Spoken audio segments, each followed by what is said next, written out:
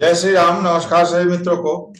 दोस्तों, मैं आप सभी को केपी एस्ट्रोलॉजी के अगली कड़ी में राहु केतु का फल बताने जा रहा हूं, क्योंकि जब भी आप केपी एस्ट्रोलॉजी से फलित करते हैं तो राहु और केतु का फल आप लोगों को समझना अति अनिवार्य होगा। अन्य सभी ग्रहों की स्थिति समझना आसान है, लेकिन राहु केतु का फल थोड़ा मुश्किल होता है।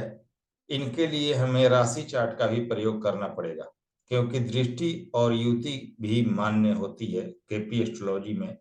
राहु केतु के लिए इन सब चीजों का देखा जाना बहुत ज्यादा जरूरी है, नहीं तो आप राहु केतु का सही सिग्निफिकेटर निकाल नहीं सकते हैं। यानी कि किन किन भावों के फल देंगे या किन को प्रभावित करेंगे वो आप निकाल नहीं सकते हैं।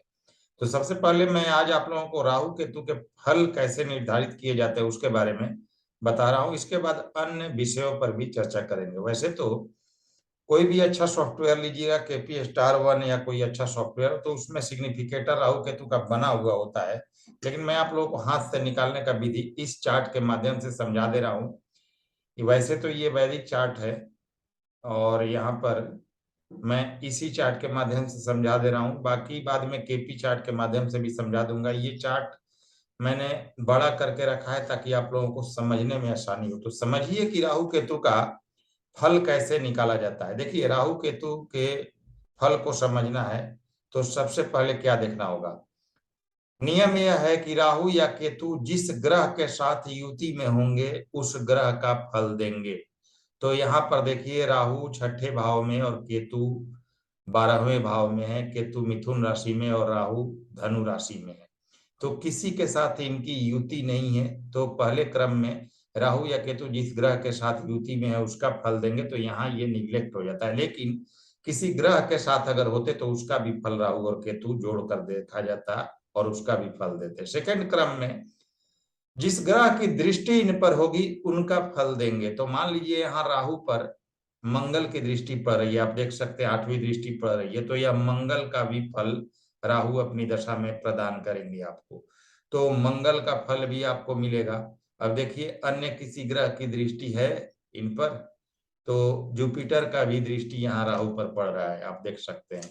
तो मंगल तथा गुरु की दृष्टि राहु पर है। इसका मतलब जब भी राहु की दशा चलेगी यह मंगल और गुरु का भी फल आपको प्रदान करेंगे।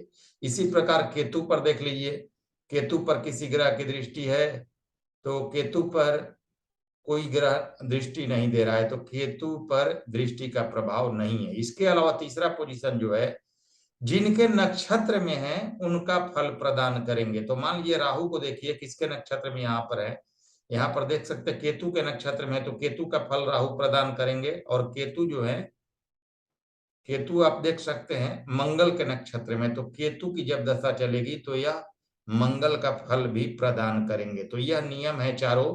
राहु केतु जिस ग्रह के साथ युति में है उनका फल देंगे। सेकंड स्थान पर जिन ग्रहों की दृष्टि इन पर है उनका भी फल देंगे। जिनके नक्षत्र में है उनका भी फल देंगे। और राहु केतु जिस राशि में है उस राशि पति का भी फल प्रदान करेंगे अंतिम पोजीशन पर। तो देखिए, राहु गुरु की राशि में है तो गुरु का भी फल प्रदान करेंगे, और केतु बुध की राशि में मिथुन राशि में है तो बुध का फल भी केतु प्रदान करेंगे। तो इतने चीजों के सिग्निफिकेटर राहु और केतु बनते हैं। इनका अगर सिग्निफिकेटर आप लोगों को निकालना हो तो अब देखिए आगे क्या समझना है। जब कोई ग्रह राहु या केतु के नक्षत्र में हो, कोई भी ग्रह जब राहु और केतु के नक्षत्र में होगा तो प्रथम क्रम में राहु केतु जिस भाव में बैठे हैं उसका फल देगा। जो भी ग्रह राहु और केतु के नक्षत्र में होंगे वह प्रथम क्रम में कैसा फल देंगे, तो राहु और केतु जिस भाव में बैठे हैं उनका भी फल वह प्रदान करेंगे। दूसरे क्रम में राहु केतु का नक्षत्र पति जिस भाव में बैठे हैं उसका फल प्रदान करेंगे। राहु और केतु के नक्षत्र पति जो है जिस भाव में बैठे हैं उसका फल प्रदान करेंगे। तीसरे क्रम में राहु केतु जिस राशि में हो वह राशि पति जिस भाव में बैठा हो। राहु और केतु जिस राशि में हो वह राशि पति जिस भाव में बैठा हो और जिस भाव का स्वामी बनता हो उसका फल भी प्रदान करेंगे। तो इन सभी चीजों के लिए राहु और केतु के लिए राशि चार्ट देखना अति अनिवार्य है। अब चलिए अगले नियम पर चर्चा करते हैं। ये तो हुआ राहु केतु का विश्लेषण। अब देखिए केपी एस्ट्रोलॉजी में राशि के अपेक्षा नक्षत्रों को बलवान माना जाता है। प्रत्येक ग्रह अपने नक्षत्र पति का फल देता है।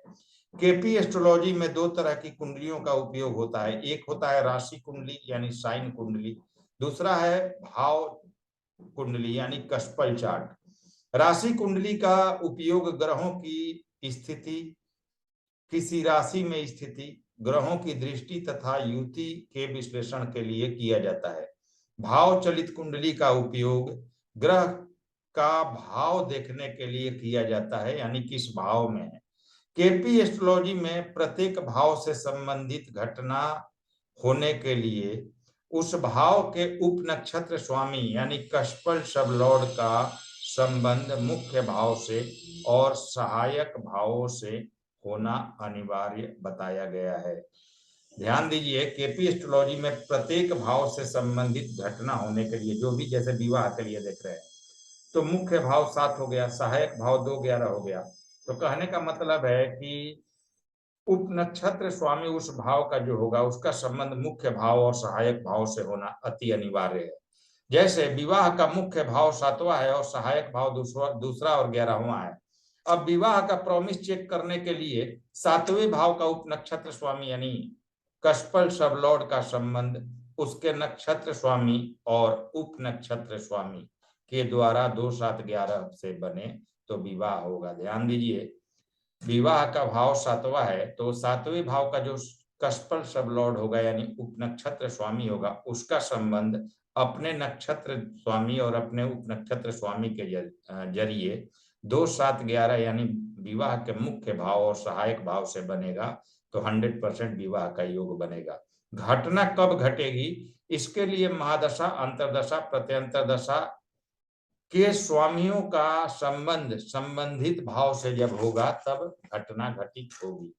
अब भाव कारकत्व कैसे होता है वह देख लेते हैं।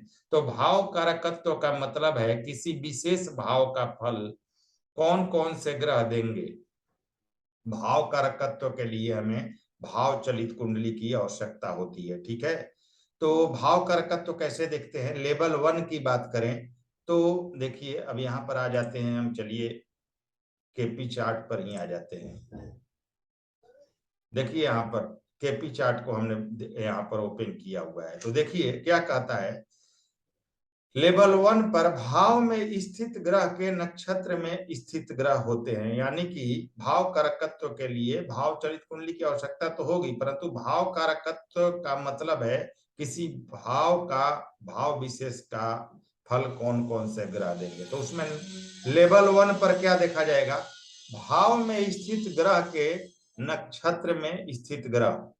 लेवल 2 पर भाव में स्थित ग्रह। लेवल 3 में भाव स्वामी के नक्षत्र में स्थित ग्रह और लेवल 4 में भाव स्वामी, ऐसे देखा जाता है। यानी कि लेवल 1 सबसे स्ट्रांग होगा जो कि भाव में स्थित ग्रह के नक्षत्र में स्थित ग्रह होंगे वह सबसे ज्यादा मजबूत होंगे और लेवल 4 सबसे कमजोर होंगे जो कि भाव के स्वामी होते हैं।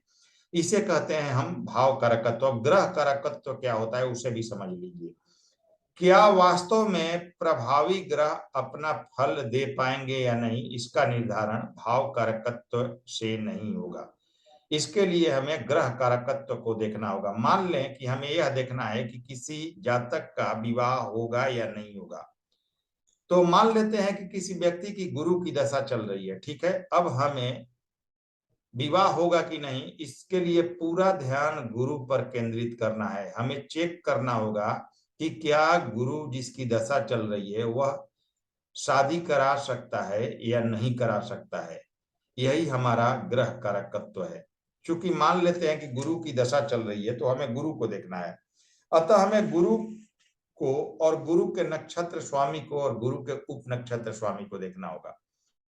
महादशा गुरु की चल रही है तो गुरु को देखेंगे, उसका नक्षत्र स्वामी जो होगा उसे देखेंगे और गुरु का जो उप नक्षत्र स्वामी है उसे भी देखेंगे। मान लें कि गुरु का नक्षत्र स्वामी बुध है जो 2 और 7 दे रहा है, तथा उप नक्षत्र स्वामी शुक्र है जो 2 और 11 दे रहा है, और स्वयं गुरु 2 और 7 दे रहा है। ठीक है, यानी विवाह का भाव गुरु में क्योंकि 2 और 7 दे रहे हैं, बुध में जो कि आपको विवाह का भाव दे रहे हैं, और शुक्र में जो कि विवाह का भाव दे रहे हैं, तो इन तीनों को मिला के हमारा 2, 7, 11 मुख्य भाव 7 और सहायक भाव 2 और 11 ये सभी मिल रहे हैं, अतः 100% विवाह होगा और गुरु की दशा में यह शादी निश्चित रूप से होगी। यही कहलाता है भाव कारकत्व। प्रत्येक भाव का 12वां भाव उस भाव का व्यय करेगा। जैसे अब मान लीजिए कि लग्नेश चंद्रमा हुआ यहाँ इस कुंडली में और यह 12वें भाव में आ जाएगा, तो अपने भाव का व्यय करेगा। ये सिंपल नियम है। जैसे अब एक चीज और समझिए, शादी के लिए 2, 7, 11 है, 2, 7, 11 भाव शादी कराता है, तो उसका नकारात्मक भाव यानी विवाह नहीं होने का भाव 1, 6 और 10 होगा। यानी कि जो दूसरे 7वें और 11वें का व्यय करेगा वह भाव उसका नकारात्मक भाव होगा। लेकिन साथ में 1, 6, 10 आ रहा है नकारात्मक भाव, तो उसी के साथ में 12, 5 और 9 यानी कि उस 1, 6 और 10 का काटने वाला भाव भी वहीं पर मौजूद आ जाए, मतलब उसको निग्लेक्ट करने वाला भाव भी वहीं पर आ जाए, तो यह 1, 6, 10 का जो नेगेटिव फल होगा वह समाप्त हो जाएगा, उसका नेगेटिव फल हमें प्राप्त नहीं होगा। तो जो भी नेगेटिव भाव आते हैं तो ये भी चेक करना होगा कि उसका नेगेटिविटी कम करने वाला या खत्म करने वाला भाव वहां पर मौजूद है या नहीं है। तो ये चीजें आप देख लें। अब देखिए, किसी भी भाव में किसी भी घटना में, ठीक है, अगर मुख्य भाव के साथ, जैसे शादी की बात कर रहे हैं हम, तो शादी 2, 7, 11 से देखते हैं, 7 में 8 आ जाए और 12 आ जाए, नौकरी के लिए देख रहे हैं, विवाह के लिए देख रहे हैं, संतान के लिए देख रहे हैं, करियर के लिए देख रहे हैं, तो उस मुख्य भाव के साथ 8 या 12 आ जाए तो घटना तो होगी, लेकिन बहुत मुश्किलों से होगी। विवाह के भाव के साथ अगर 8 और 12 आ जाए तो वह विवाह बहुत विलंब से, बहुत दिक्कतों से और बहुत संघर्षों के बाद होती है, आसानी से शादी नहीं होगी। 8 और 12 आएगा तो अपना नेगेटिव फल वहां साथ में जरूर देगा। तो यह होता है भाव कारकत्व, ग्रह कारकत्व और राहु केतु का सिग्निफिकेटर। अब यहाँ पर मैंने शादी की बात की, तो देखिए यह कस्पर चार्ट है। अभी इसको कैसे देखना है थोड़ा सा मैं आप लोगों को बता दूं। वैसे तो मैंने जो भी चीजें अभी आप लोगों के समझ कही है वो सभी आगे कुंडलियों पर डिस्कस करेंगे, ताकि किसी को अगर अभी समझ में नहीं आया तो हर चीज समझ में आ जाए। देखिए 7th कस्पर सब लॉर्ड को हम लेंगे, क्योंकि आप सभी जानते हैं कि 7वें भाव से विवाह को देखते हैं। 7th कस्पर सब लॉर्ड यानी 7वें भाव का उप नक्षत्र स्वामी कौन है? देखिए इस कुंडली में आप देखेंगे तो 7 के सामने और सब लॉर्ड उप नक्षत्र के सामने सैटर्न है, ए से टी, सैटर्न यानी कि शनि है। अब यहाँ पर हमें आ जाना है प्लेनेटरी पोजीशन में और देखना है कि शनि किसके नक्षत्र में है। तो देखिए शनि के नक्षत्र स्वामी जो है वह चंद्रमा है, क्योंकि श्रवण नक्षत्र में शनि है। तो अब हमें, और इनके उप नक्षत्र स्वामी कौन है? शनि के, शनि के उप नक्षत्र स्वामी भी चंद्रमा है। तो हमें शनि और चंद्रमा को देखना होगा, क्या ये विवाह का भाव दे रहे हैं? तो देखिए चंद्रमा 1 और 6 दे रहे हैं, और जो शनि है वह 7 और 8 दे रहे हैं। तो इसका मतलब है जो मुख्य भाव है विवाह का 7, वह हमारा मिल रहा है। तो इसका मतलब है कि यहाँ पर मैरिज प्रॉमिस ओके है, क्योंकि 7th कस्पर सब लॉर्ड ही 7वें भाव को सिग्निफाई कर रहा है, अतः 100% यह विवाह होगा, विवाह का प्रॉमिस ओके मिल रहा है। अब इसी तरह मान लीजिए जॉब को देखना है तो 10th 6 से देख लेते हैं। मान लीजिए 6ठे भाव का उप नक्षत्र स्वामी कौन है? तो 6ठे भाव का उप नक्षत्र स्वामी आपका